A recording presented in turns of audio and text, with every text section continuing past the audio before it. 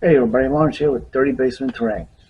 Now in this one, we're going to be making some monsters, more specifically monster worms.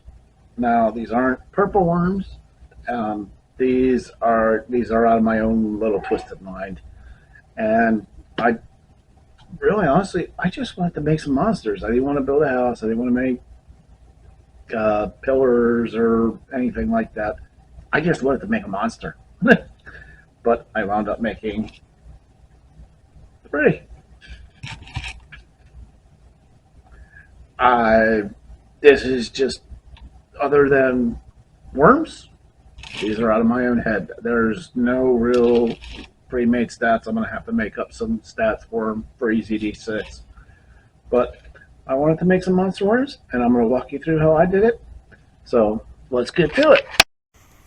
This part's pretty simple. I'm just using some wood chips that I keep on hand to glue to some wood bases. I think they're 3 3/4 inches across. I'm using these wood chips to represent like slate or flagstone or whatever kind of stone, I don't know. But I'm just going to use some wood glue and then glue them down in appropriate places. But when you're doing this step, make sure you leave room for whatever else you're eventually going to be putting on the base, which is why I'm always putting in the stones around the edge. Gotta leave room. And here I'm mixing up a small batch of Sculpt-A-Mold. 2 parts Sculpt-A-Mold to 1 part water. Basically mix it to the consistency of cottage cheese, which everybody says, and well, it's because it works. And then I'm just going to use the Sculpt-A-Mold to give a little texture to the base and run it up around all the rock or the wood chips, so it's not just a flat surface and then rocks, which doesn't look natural or realistic at all. Not that I'm going for realism here, but this just gives a better presentation. So you want to get a little bit of gradient between the base and the rocks themselves. Plus, it also winds up looking good when you paint it.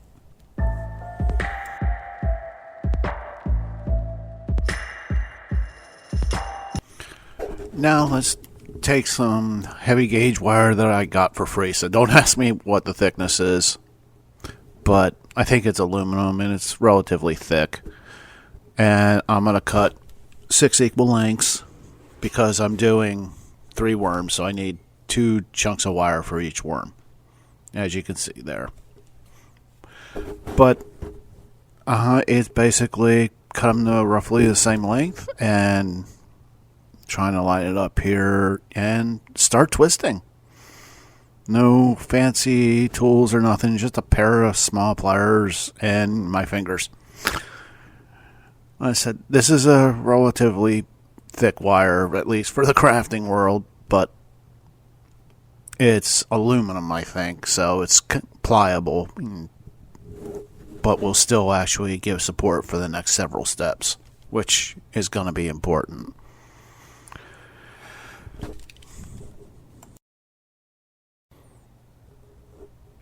Okay, now I'm just trying to get some final twist, and now I'm going to try and start bending it into the basic shape that I want the worm to be in. It doesn't really matter what shape you go with here. This is just my personal preference. But the thing is, you have to remember to leave a small, like maybe 2-inch length at the bottom so you can glue it down. Trust me, it is helpful. Here I'm grabbing some baking soda, and I'm using some super glue gel. You can use whatever you want. Smearing it on to the wire that's actually attached to the base. Using a toothpick, at least I think that's a toothpick, to basically smear around. And I'm going to use some baking soda to accelerate the drying of the super glue. The advantage of using the super glue or the baking soda over like a regular accelerant like you get in a spray bottle is this will give a little bit of texture, especially when this, and honestly, you don't need smoothness here because I'm going to be covering it up anyhow. Now, it's still a little wobbly, so I'm going to take some regular super glue and place a few drops on to the previously placed super or baking soda, yeah, it does start the cure process again, but I'm still going to dump some more baking soda on it just to be sure. And it's secure. Now, let's actually get some body to this worm, more than just a couple of wires. I'm just going to use some chunks of aluminum foil at this step, and then just start building up layers until it gets to a thickness that I want it to be. Not as thick as what the worm's going to be, but like just a little bit less than what the worm will eventually be. Doing this will save you on whatever material you're going to use for sculpting, or it'll save you on your Milliput or green stuff or clay or whatever you intend to use. But this step is just basically to bulk up the worm itself, because it is a little bit bigger than the wires.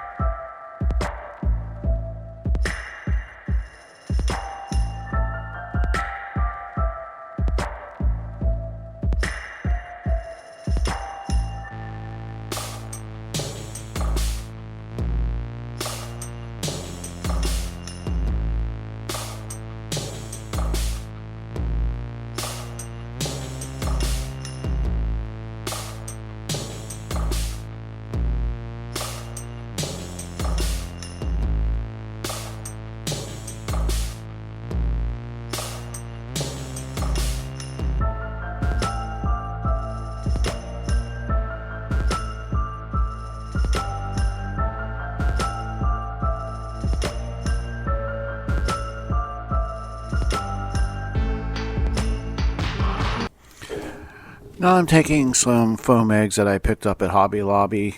You could probably find these online, like Amazon or wherever, if you don't have a Hobby Lobby near you. But they're just tiny foam eggs that have a bunch of glitter on them. Trust me, it doesn't matter with the glitter because they're going to be covered. It's all going to be covered. So, and this is just a matter of wanting to make a few like egg nests for the worms. I have to give the worms a reason, something to protect. In my mind, I want to give the worms something to protect. But I'm slicing off the bottoms of the foam eggs just so they'll like sit at an angle, just for some visual interest rather than just lay them on their side or straight up. This is purely for aesthetics, and also it sits on the base easier. Okay, now for the mouths of the worms, I'm using these dried starseed pods. They actually smell nice, so it won't stink up your crafting area. But I'm going to cut the ends flat, so I'm using a little razor saw here just to try and saw it flat, because these things are hard. And I was surprised when I got them, but yeah, they're actually very hard. But it's just a matter of, I could have probably gotten them in the worms without sawing it flat, but I'm stubborn. But now that I got it flat, I'm just going to use some hot glue to attach it to where the mouth of the worm is going to be. And the thing is, this whole project started off of seeing a starseed pod and thinking, I can make something with that. But anyway. Okay, and now I'm just going to use some hot glue to basically fill in the gaps between the eggs and around the edge. Just so I don't have like so much empty space that I have to get into to try when it comes to painting and texturing them later. And now I'm just trying to give like some extra texture to it, some like maybe like veins or whatever, and on the eggs and away from on the eggs on the base, just for some visual interest.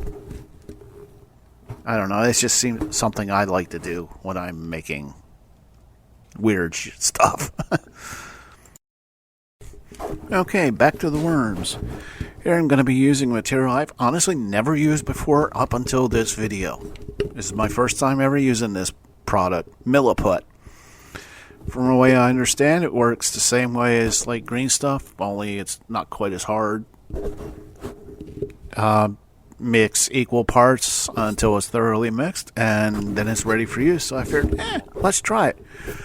I've seen Carl over at Carl Makes Stuff use this for sculpting, so I wanted to give it a whirl. Of course, I'm making sure I got the instructions right, but I'm just flattening out to basically bulk up the worm a little more, give it its actual almost to its where its body's going to be, and I'm just using the water to smooth it out as I'm putting it on. I want to put a layer of this over the entire body of the worm. Like I said, this is its first layer of Milliput that I'm going to be putting on. So, like I said, I'm just running a thin layer of it across the entire body, because while the aluminum foil is there to bulk it up, I want something sturdy to actually work on. And as nice as the foil is, it's not 100% sturdy. So, I'm putting a layer of that on. And here I'm chopping up some tentacles from the Final Faction stuff from the Dollar Tree. You can sculpt your own tentacles if you can't get a hold of these tentacle packs, but I'm cutting up these tentacle packs because, well, I'm lazy, and I'll take a shortcut if I can. Though I'm cutting all 3 tentacles off the tentacle thing, I'm only going to be using the small one, but I'm going to cut them all off now because I know eventually I'll use them.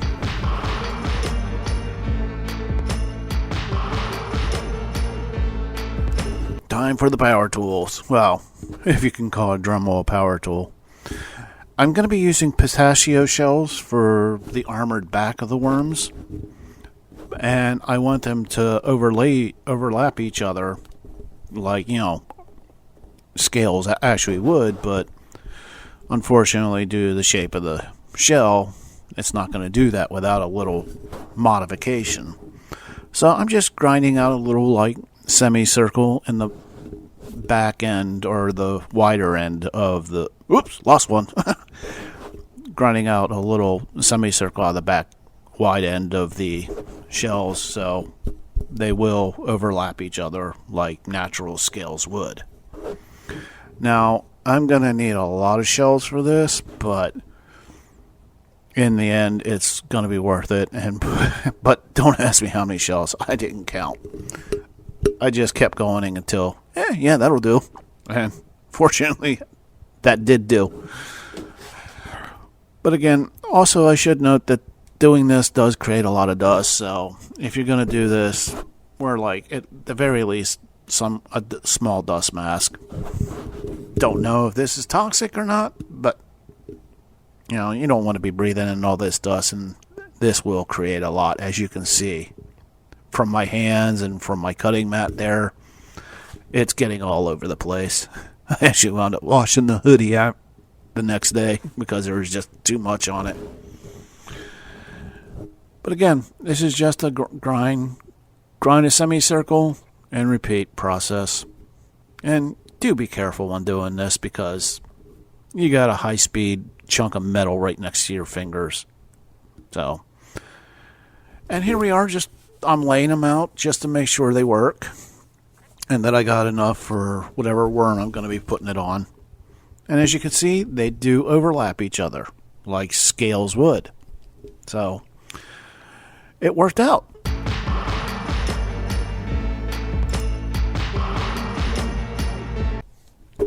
Okay, let's get these shells on the worm. Here I'm just drawing a guideline for the path I want to put the shells on. So it doesn't have to be perfect. This, like I said, this is just a guide because it's going to be a continuous line of scales. And this line will just help me keep on track for how I want the scales to go up from one end to the other on the worm. And here I'm just using some super glue or Zap-A-Gap, I think the brand is. And put it on, attach a scale, and rinse and repeat until I get the whole way up the worm. This is, like I said, I'm using that line as a guide. So I keep that continuous line and it doesn't get all wonky, and it actually follows the curves of the worm that whatever bends and whatnot that I made on the worm during the initial process when I bent the metal. Again, this is just a simple. I'm using Zap-A-Gap super glue. I forget what the technical term is. Who cares? But again, glue, place, glue, place, glue, place, glue, place, until I get to the very end here, which is, all in all, this process does not take long for each worm as far as getting the scales on. Though it does stink like super glue, that's for sure. And I'm almost done. Yep, and one last, just leave a little bit over the edge. Done.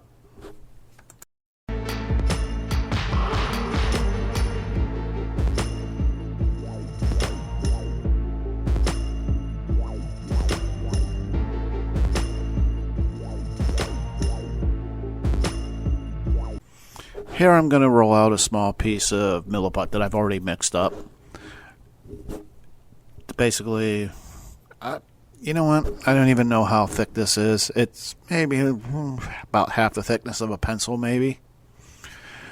But there is a bit of a gap from the worm's body to the shells, and I want to actually kind of fill that in and also allow me to do some extra texturing. So I put it up along the edge where the shells are, and then I'm just kind of smoothing it out and spreading it and wetting my finger occasionally in some water. Again, this is just basically to fill in the gaps between the body of the worm and the shells. It also will have the effect of securing the shells to the body. And here I'm just sculpting in some lines where each shell segment is. Why am I doing that? Because it looks cool. I thought it would look cool. And no other reason. And I want to, smooth out those lines a little bit so they're not so harsh. Okay, and here I'm actually going to work on the bellies of the worms.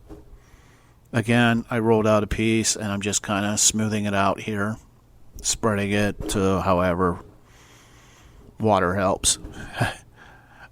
Honestly, I'm really liking how this Milliput works. I've never, like I said at one part, I've never used this stuff before. I figured, hey, let's do a video using it. But no, I'm just smoothing it out, and then I'm really pleased with how this stuff works. I know it's like an industry it's like a gaming standard to use this stuff, but I never got around to using it. And here I'm just going to start. No, I'm not. Okay, now here I'm going to start putting in some segment lines for the body. I just kind of went with what I thought looked cool the whole way up to the body. And it worked. Smooth them out a little bit so it doesn't look so harsh. And now I'm just grabbing a sharp, pointy sculpting tool and then scraping in some lines because I didn't want a perfectly smooth surface. I figured this will look cool. Generally, my style is, this will look cool, and then I do it. Sometimes it looks a good bit of the times I wind up liking it. Sometimes I don't, and I redo it. But this time I liked it, so this is just it's a lot of lines. That's all I can say. But again, I wound up liking it, so it was worth it.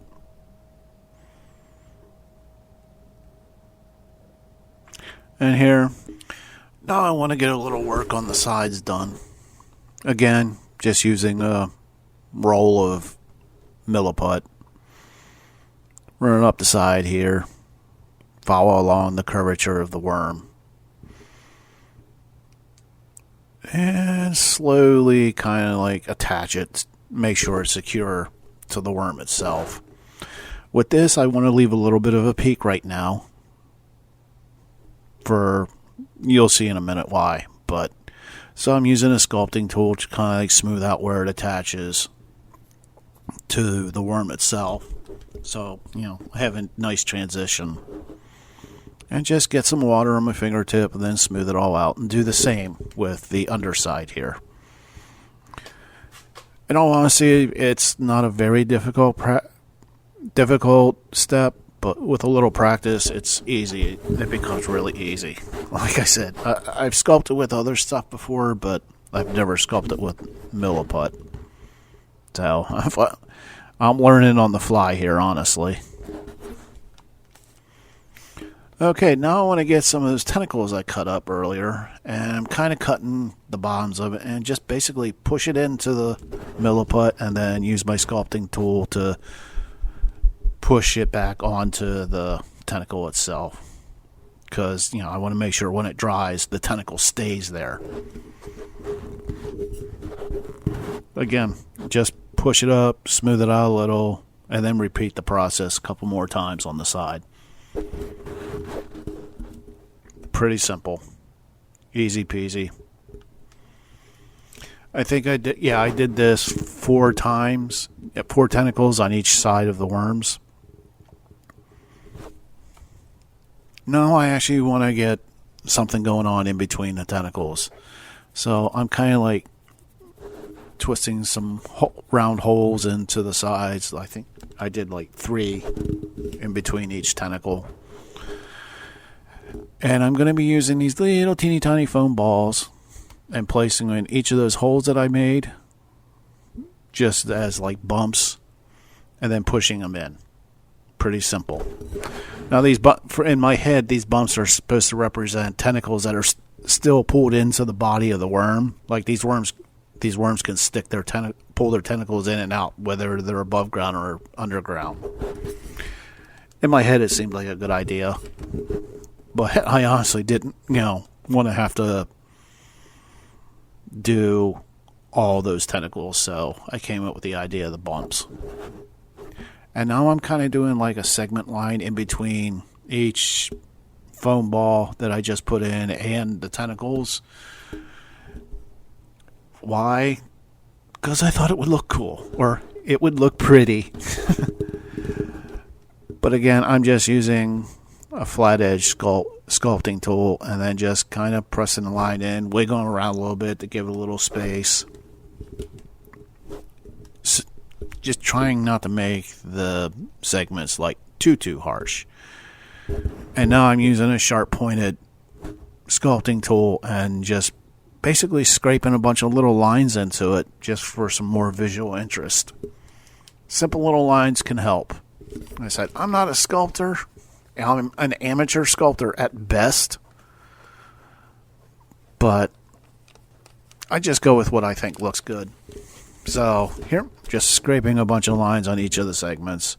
Even around the tentacles and around the foam balls, I want a consistent look throughout the whole body, if that makes any sense. But again, it's just a matter of going down the body and scrape, just etching in little lines. Sometimes I'm just poking holes. But again, I'm going with what I think looks cool.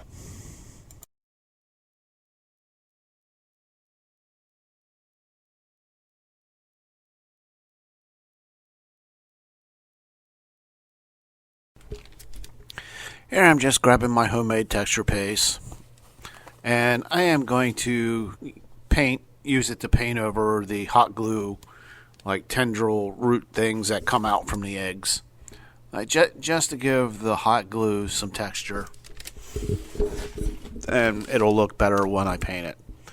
Also, I have to apologize for this because I honestly just forgot to film the part where I laid that texture over the eggs themselves. All that is, or what I did was I took some pieces of paper towel, laid them over the eggs, and then with a 50-50 mix of water and PVA, I soaked the paper towel and just kind of worked it with a paintbrush into position over the eggs and kind of bunched it up a little bit around the bottom, that, as you can see how it is. Again, I honestly just forgot to film that part, and I am sorry for that, but it's a simple process, so it shouldn't be hard to do.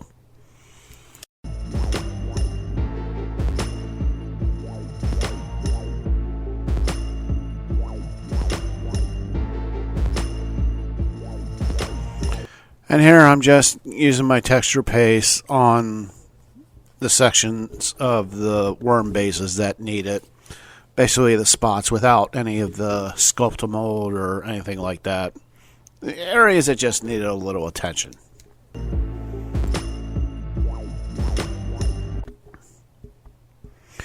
Here I'm using some extra heavy gel gloss to add a little bit of texture in between the tendrils because I didn't want to use the texture paste in between them. Why am I using the heavy gel gloss? Well, honestly, when normally I would use some modeling paste, well, to be honest, the gel gloss was within reach and the modeling paste was not. As you can see here, I've already primered, then zenithal highlighted all the miniatures and the egg bases. I ran it through my airbrush, but you can use a rattle can to do this. Now, for painting, I'm using contrast paints because I am not a miniature painter. And if I have the contrast, they're a quick tool, and I'm going to use them. But basically with the eggs here, I'm just using a dark brown, then I'll go to a mid-tone brown about halfway up, and then maybe like a yellowish brown for the very tips. I'm also trying to accomplish a little bit of wet blending while doing this. I think it actually works out. The final product looked good, so. As far as specific colors go, I honestly don't know. I forgot to write them down. But again, this is just a dark brown, or a darker brown, so.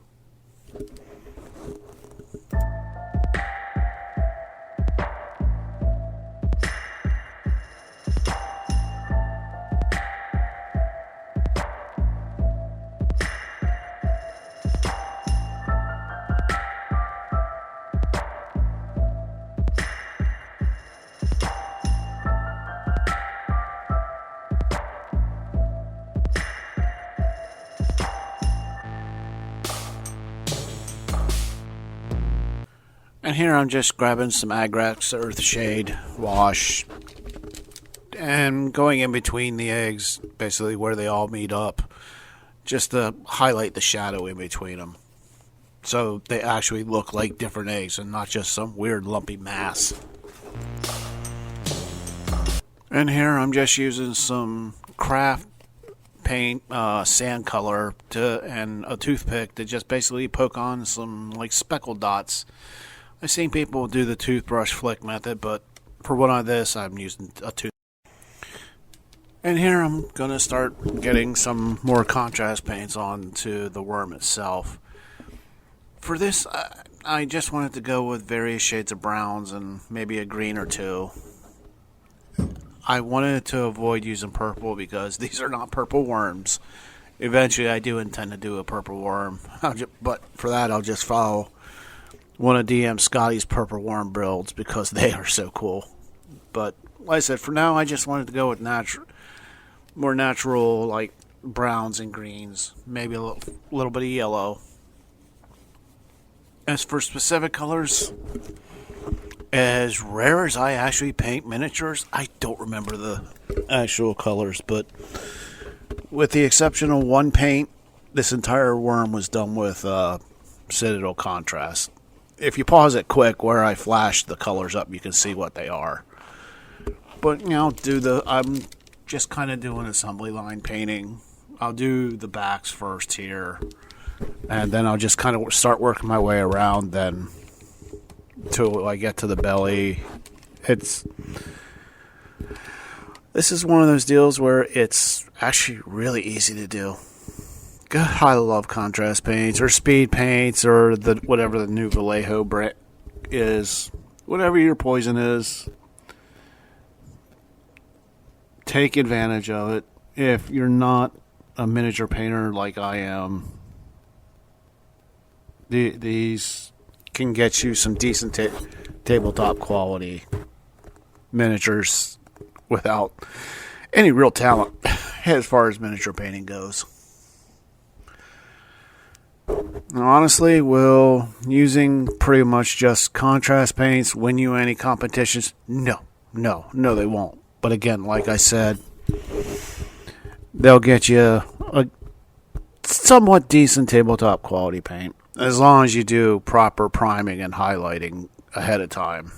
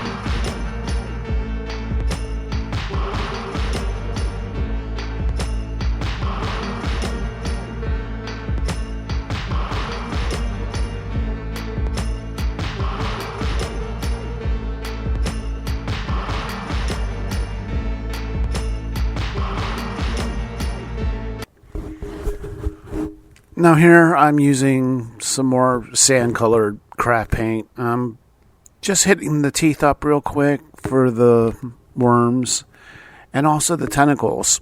They have a bunch of little spikes, which I didn't just want to leave plain. So I took the sand color and just basically hit all the spikes on the tentacles real quick.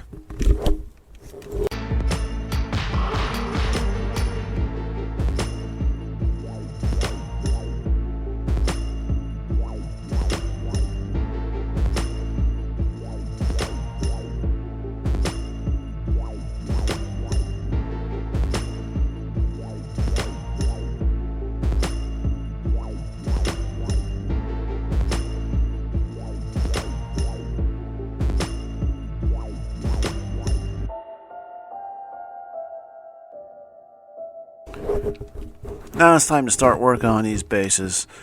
I'm going to hit all the stone, those wood chips that are supposed to be stone first. And I'm just using some apple barrel dark blue-gray as a base coat for all the stones. My go-to color for stonework.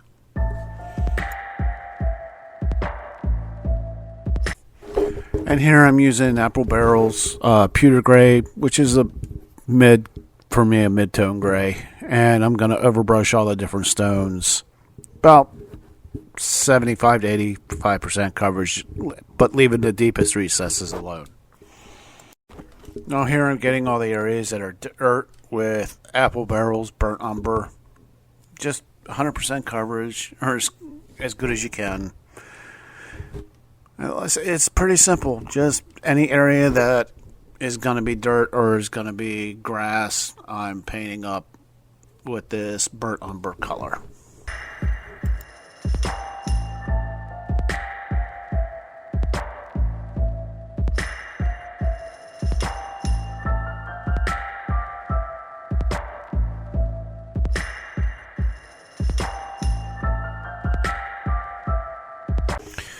And here I'm going with my go-to for a mid-tone brown on dirt, Apple Barrel Nutmeg Brown.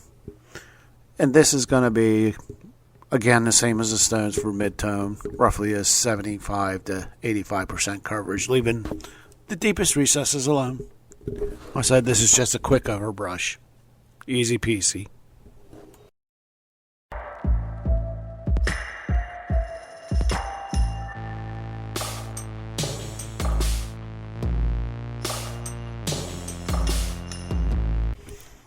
And here on the dirt work, I'm just doing a quick highlight dry brush with a cheap makeup brush of Territorial Beige on all the dirt. Just, like I said, just a quick highlight dry brush. That's all this is. And here I'm just doing a quick light dry brush with some Territorial Beige from Apple Barrel over the dirt areas. Like I said, just a real quick light dry brush to get all the highlights and whatnot. And here I'm using a dark brown contrast paint to go over all the tendrils that are working out from the eggs, just to make them stand out a little bit. And here I'm using a homemade dark brown wash to go over all the bases, just to give it a more grim and dirty look to it. And I want to do a quick dry brush over the dirt areas just to bring up the most significant edges and highlights. Here I'm using a homemade dark brown pigment powder to basically add some dirt and maybe a little bit of extra shadows around where it may be needed, like around the base of the worm where it's coming out of the hole itself, or like in between the eggs or around the bottom edges of the eggs. Like I said, anywhere that I think there might be some grime or dirt collected or may need some extra shadow. Now here I'm using a homemade black pigment powder just to get around the real close and up to the base of the worms, so it accentuates the fact that they're coming out of a hole. And now I'm just locking in all the pigment powders with a quick spray of IPA or isopropyl alcohol. This will prevent it from being rubbed off. Okay, now let's make the bases look pretty. Here I'm just brushing on watered down PVA, a 50-50 mix of water and PVA. I like using that for when I'm doing my bases, at least large areas, because it does stretch it out, and I really don't need like full strength PVA for what I'm about to do. I said I want to get it anywhere where I want like basing, flocking, or whatever, I'm going to be putting down on. Now, if I was using static grass, I might use full strength. I don't know. But I'm just using flocking and whatnot. Right now, I'm just sprinkling on a few random pieces of mixed herbs or Italian herbs here in the U.S. And the herbs will look like random leaf litter. Now I'm sprinkling on some dark brown or mid-tone brown flocking. Then I'll move to like a burnt grass color flocking. And now I'm going to be using some yellow grass flocking just to give a little highlights here and there. I said, you can use whatever colors you want. This is just how I like to do it.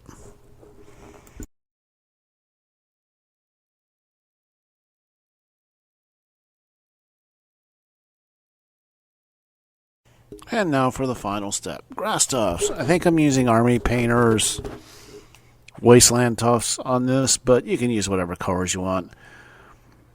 Just put them on in places that you think they look good, or like small tufts of grass will grow. And put on as little or as many as you want. The point is that I'm putting them on where I think they look good, and it'll give a little more visual interest to the base. This helps so much. And here they all are, done and ready to go on the table. Your adventurers won't know what's going to hit them when they come up against these oddly shaped little mounds in the middle of nowhere. Yeah, will they get close to them? If they do, will the worms pop up and attack them to defend their nest? Maybe.